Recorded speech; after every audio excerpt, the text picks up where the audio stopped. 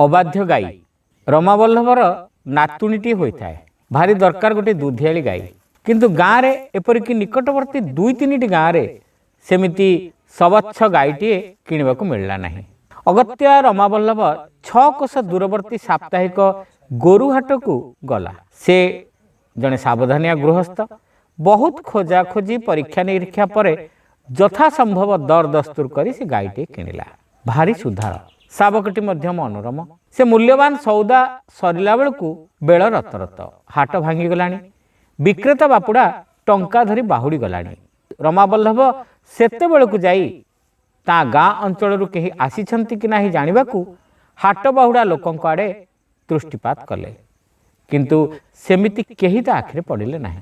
ठीक अछि से गाईटी को धरी एकुटिया जिबार बा असुविधा कौन किंतु असुविधा देखादेला यथाशीघ्र।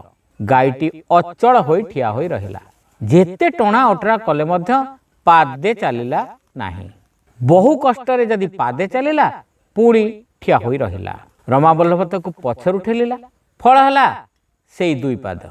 अरे माँ तो आग खाउंद अपेक्षा मु तते भलरे रखिबी बहुत आदर करिबी। रमावल्लभ गाई को बुझाइबाक चेष्टा कला। फल हला नाही। सेतिक बेले सेमिति असहाय से केबे अनुभव कर नथिला। काहे कि गाई किणबाक से एते बाटा आसिला एभली समस्या देखा देई पारे बोली केमिति ता मुंड को जुटी नथिला कि केही ताकू कहि नथिले। से कांद कांद होई गला। से आसी गोसा पटाए हेलानी आउ कोन बड़ अछि गाई को सारा राति टाणुथिबो। बाबू गाईटी को घर को नहीं जावाक चाह तो पचारे जड़े पथचारी साधु भली दिशुथिले। आउ कौन अधा विरक्ति और अधा आशारे उत्तर देला रमावल्लभ। खूब सहजरे नहीं जाई हबो कही साधु बाछुरीटी को कोड़ करी आगरे चलवाक लगिले। तत्क्षणात थरे हंबारड़ी छाड़ी गाई तांको अनुसरण कला। किछि समय उत्तर साधु बाछुरीटी को रमावल्लभ को धराई दे हसी हसी विदाय नेले।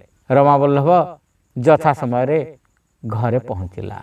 बेले बेले उपस्थित बुद्धि नथिले मनीष एमती हैरान हुए।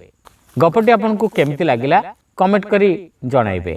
हमर चैनल नुआ होइतिले सब्सक्राइब करने को भूलिबे नहीं। रहिलु नमस्कार।